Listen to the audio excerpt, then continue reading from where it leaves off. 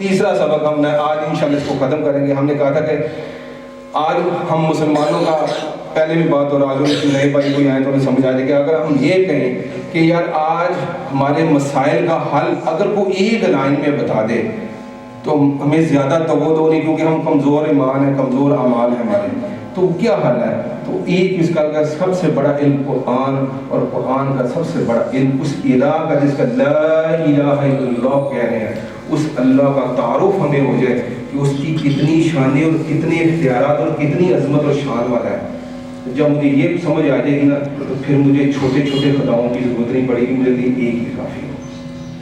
اور اس کا یہ کافی ابھی تک ہم 15-20 باتیں کر چکے ہیں. آج انشاءاللہ اس کو بالکل کنکلوڈ کریں گے. 5 بنیادی باتیں، 2 پچھلی، تاکہ عام بندے کو سمجھ آ جائے. یہ انشاءاللہ آج ختم ہو جائے گا. انشاءاللہ مزید اللہ کے ناموں کے ساتھ اللہ کا تعارف ہم کر رہے ہیں. تو یہ ابھی شروعات کی ہم نے. اس کے بعد اگلی دفعہ انشاءاللہ اللہ کا نئے جو صفاتی ناموں کا اس کے ساتھ شروع کریں گے. تو یہ 5 چیزیں کیا ہیں؟ سب سے پہلے وہ رحمان و رحیم ہے کیسا؟ اس کی شروعات 1 اور 10 سے شروع ہوتی ہے. کیسے؟ وہ کہتا ہے 1 عمل کرو تو 10 نیکیوں سے شروع کرو. ذرا اس کی رحمان اور رحیم کتنا ہے. اس کی اور مثال کہتے ہیں جب بندہ ارادہ کرتا ہے کہ میں نے یہ نیکی کرنی ہے، ابھی ارادہ کیا، ابھی کچھ بھی اس نے نہیں کیا، اللہ فرشتے کو حکم دیتا ہے کہ 1 نیکی لکھ دو. ابھی ارادہ کیا، نیت کی ہے، کچھ بھی نہیں کیا، ابھی سوچ رہا ہے اچھا یار فلاں نیکی کر لوں، کسی معاملے میں، وہ مال کی شکل میں، وہ علم کی شکل میں، کسی بھی چھوٹی سے چھوٹی، وہ ارادہ کرتا ہے کہ یار یہ نیکی صبح اٹھ کے یا 4 گھنٹے پڑھ کر، ابھی ارادہ کیا، اللہ نے فرشتوں کو کہہ دیا 1 نیکی لکھ دو. ابھی ارادہ ہے، نہیں کیا، نیکی ارادے کی لکھی گئی ہے. اب اگلا کام، جب اس نے اس کو عملی جامہ پہنایا ہے تو سٹارٹ جو ہے نا، سب سے پہلا منافع جو لگنا ہے وہ 1 کا 10 لگنا ہے، اس نیکی کا 10 گنا لکھنا. اب گناہ کو دیکھو، جب بندہ کسی گناہ کا ارادہ کر لیتا ہے، شیطان حاوی ہو گیا، غالب آ گیا، اب وہ اس نے ارادہ کر لیا کہ میں نے یہ غلط کام کرنا ہے، اللہ تعالیٰ فرشتے کو روک کے رکھتا ہے، لکھنا نہیں ہے. نیت کر لی، ارادہ کر لیا میں نے یہ برا کام کرنا ہے، شیطان حاوی ہو گیا ہے، اللہ تعالیٰ کا فرشتے نہیں. جب وہ برائی کر لیتا تو اللہ تعالیٰ کہتا ہے 1 لکھ دو. برائی 1 لکھ دو، نیکی 10 سے. یہ اس کی شروعات ہے. 10، 100، 500، 1000. اب یہ ایک اور بنیادی ہمیں غلط فہمی، ہم کہتے ہیں شاید 1 کا 10 ہے، 1 روپے کے 10 روپے، سمجھنے کے لیے یہ ہماری کیلکولیٹر کی گنتی ہے 1 کا 10. اللہ کا 1 کیسا ہے اور اللہ کا 10 کیسا ہے ہمارا فہم نہیں سمجھ سکتا. وہاں جا کر پتہ چلے گا جس کو میں 10 سمجھ کے بیٹھا تھا، وہ 10 تو ایسے پہاڑوں کے پہاڑ کھڑے ہوئے ہیں. اور 10 شروعات ہے. پہلا جو آپ کا منافع لگنا ہے نا اکاؤنٹ میں، وہ 1 کا 10 ہے. 1 نیکی کرو گے 10 نیکیاں ملیں گی. گناہ ارادہ کر لو گے، فرشتے کو روک کے رکھنا، نہیں لکھنا. کر لیا تو کہتا 1 نیکی، 1 گناہ لکھ دو اس کا. اب 10 اور 1 سے شروعات ہو رہی ہے اور پھر لا محدود ہے. اور اللہ کا 1 اور 10، اس کا 700 گنا اور 700 گنا سے بھی زیادہ دینا، وہ ہماری سمجھ عقل فہم میں نہیں آ سکتا. اتنا وہ رحمان و رحیم ہے. 1 کا 10 سے شروعات کر رہا ہے تو پھر ہماری نیکیاں، اگر گناہ ادھر 10,000 ہو گئے تو 10,000 نیکیوں، تو 10,000 نیکیاں کی ہیں 1 لاکھ، اور اوپر 10,000 تو ادھر جمع تفریق ہو گئے. تو کتنا رحمان و رحیم ہے کہ انشاءاللہ تعالی ہم جنت الفردوس میں جائیں. یہ ایک بنیادی بات سمجھیں. دوسری بات، اللہ کی رحمت اور حیا، اس بات کو ایسے سمجھ لیں. کوئی بندہ، کوئی بھائی میرا، رشتہ دار ہو، دوست ہو، کوئی بھی ہو، وہ کوئی کسی سلسلے میں میری مدد کر دینا، چاہے پیسے کی شکل میں، ویسے کوئی کسی شکل میں میری مدد کر رہے ہیں، تو 1 دفعہ کرے گا، 2 دفعہ کرے گا، 3 دفعہ کرے گا نا، تو میں اس سے نظریں جھکا لوں گا. اور اگر میرے سامنے اس کی کوئی برائی کرے گا نا تو بڑا ہی میں جو نا بالکل کہتے ہیں کسی قسم کسی کھاتے بھی نہ ڈالوں گا، تو میں اس کی پیٹھ کے پیچھے شاید برائی کر لوں گا، اس کے سامنے اس کی برائی نہیں کروں گا، کیونکہ میں کہتا ہوں مجھے حیا آتی ہے، یہ میری نے اس نے میری مدد کی تھی. عام بندے کی مثال دے رہا ہوں، چاہے دوست ہو، رشتہ دار ہو، کوئی بھی ہو، وہ میری ایک دفعہ 2 دفعہ 3 دفعہ مدد کر لے، میری آنکھیں جھک جاتی ہیں، آنکھوں میں آنکھیں ڈال کر وہ غلط بات بھی کہے تو چپ رہتا ہوں کہ یار اس نے میری مدد کی تھی، کرتا ہوں۔ اوہ اللہ تعالیٰ مجھے اتنا دے رہا، مجھے حیا نہیں آتی گناہ کرتے سے، 24 گھنٹے میری مانیٹرنگ کر رہا ہے، دیکھ رہا ہے، مجھے حیا نہیں آتی کہ اس نے جو نعمت دی ہے فری میں اس کو غلط استعمال کروں تو مجھے حیا نہ آئے۔ یہ کان مجھے سننے کے لیے دیے فری میں، اور اس کی اتنی بڑی نعمت، اس میں گانے سنوں، غلط چیزیں سنوں، سارا کچھ سنوں، مجھے حیا نہیں آئے۔ جو زبان اس نے فری میں دی ہے ان سے پوچھے جن کی یہ زبان بولتی نہیں ہے، جب استعمال غلط کرتا ہوں، غیبت کرتا ہوں، چغلی کرتا ہوں، بد اخلاقی کرتا ہوں، بد زبانی کرتا ہوں، گالیاں دیتا ہوں، مجھے حیا نہیں آتی۔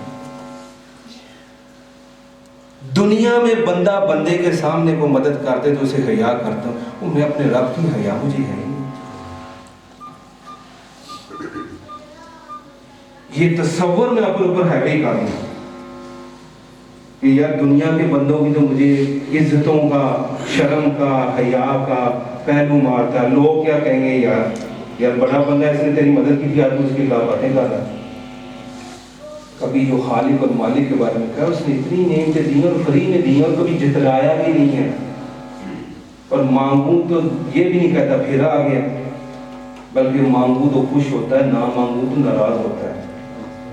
ایسی وہ دنیا کی مخلوق کوئی بڑے سے بڑا بادشاہ بھی ہے،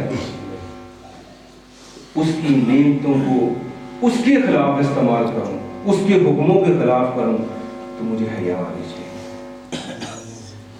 اور اس کی چھوٹی سی مثال ہے، معراج کا واقعہ آپ نے سنا ہوگا، تو حضرت موسیٰ نے کہا جائیں ذرا نمازیں کم کریں، نمازیں کم کریں، تو نبی اکرم صلی اللہ علیہ وسلم کو اپنے لیے نمازیں کم کروانے کے تھے، ایک وقت آیا کہا مجھے حیا آتی ہے، اب کیسے جاؤں۔ ان کو امت کے لیے دوسری تیسری چوتھی دفعہ جانا پڑتے ہوئے کہنا مجھے حیا آتی ہے اپنے رب سے، میں کھلے عام گناہ کرتا ہوں، میں کھلے عام اس کی نافرمانی کرتا ہوں، مجھے حیا نہیں آتی۔ اللہ کی رحمت حاصل کرنا چاہتا ہوں، اس تصور کے ساتھ زندگی گزاروں کہ جو نعمتیں مجھے اس نے فری میں دی ہیں ان کو غلط استعمال کرتے مجھے حیا آنی چاہیے۔ تیسری بات، دعا اور اللہ کی رحمت کا بڑا تعلق ہے۔ کہتے ہیں دعا عبادت کا مغز ہے، کہ بندہ گناہ کر رہے ہیں، نافرمانی ہو جائے گی، انسان ہوتے ہیں کہیں نہ کہیں غلطی بھی ہو جائے گی، لیکن جو ہی وہ رجوع کر کے اسے یہ کہنا یا اللہ مجھ سے غلطی ہو گئی، وہ سارے معاف کرتا، کبھی نہیں جتلاتا یا صبح تو نے گناہ کیا تھا، وہ ابھی گھنٹہ پہلے تو نے کیا تھا، وہ بھی آدھا گھنٹہ پہلے تو نے کیا تھا، 10 منٹ پہلے تو نے، کس منہ سے آیا؟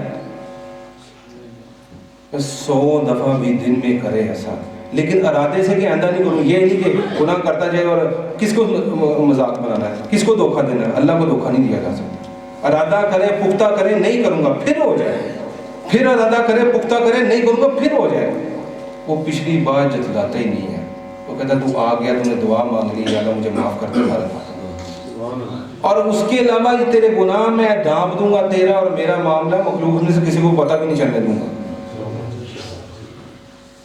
اور اس سے زیادہ کیا کروں گا، تو اس سے زیادہ میری طرف رجوع کرے گا، تیری گناہوں کو نیکیوں میں بدل دوں گا، اس سے زیادہ تو میں نے رحمان و رحیم کیا تجھے توفیق دے دوں گا کہ تم نیکیوں سے نیکی زیادہ زیادہ کرنا۔ اس رب کو، اس خالق کو آج پہچاننے کی ضرورت ہے، ہمیں نہیں پتا اس کا۔ آگے اللہ کی رحمت اور ہماری رحمت کا معیار، یہ دو چیزیں پچھلی ہیں، تاکہ اس کو بالکل ختم کر لیں گے، تاکہ یہ دو بڑی بنیادی چیزیں ہیں، ان 5 چیزوں کو ہم اپنی زندگی میں لینا، اتنی لمبی ہم نے اتنے ہفتوں سے گفتگو کی ہے، اتنی لمبی ساری پوائنٹ ہے، لیکن یہ 5 صرف ہم اپنی زندگی میں لیں نا تو ہمارے مسائل حل ہیں۔ کیا اللہ کی رحمت کیا اور ہماری رحمت کا معیار یہ میں نے آپ کو بتایا تھا کہ جب میرے پاس مال آ جائے، جائیداد آ جائے، اولاد آ جائے، ظاہراً کوئی بھی نعمت مل جائے تو میں خود بھی سمجھتا ہوں، لوگ بھی کہتے ہیں یار اللہ کی بڑی رحمت ہے، کہتے ہیں نا، مال آ گیا بڑی اللہ کی رحمت ہے۔ آج تو 10 سال پہلے تو یار ریڑھی لاتا ہوں سے، 5 سال پہلے نا یہ مزدوری کرتا تھا، ہم خود مثالیں دیتے ہیں، یہ بندہ یار 10 سال پہلے تو بھائی پھیری کا کام کرتا ہوں، دیکھو جی آج ماشاء اللہ اللہ کی بڑی رحمت ہے، یہ باتیں کرتے ہیں۔ اب ذرا اللہ کی رحمت کا معیار، ہر وہ نعمت، چاہے وہ نعمت آ جائے یا نعمت چلی جائے، نعمت آنے اور جانے سے اگر اللہ کے قریب ہو گئے ہو سارا ہی نقصان ہو گیا ہے، لیکن اللہ کے قریب ہو گئے تو اللہ کی رحمت ہو گئی، سارا کچھ ہی نقصان ہو گیا ہے لیکن اللہ کے قریب ہو گئے ہو تو اللہ کی رحمت ہوگی، اللہ کا عذاب نہیں آیا۔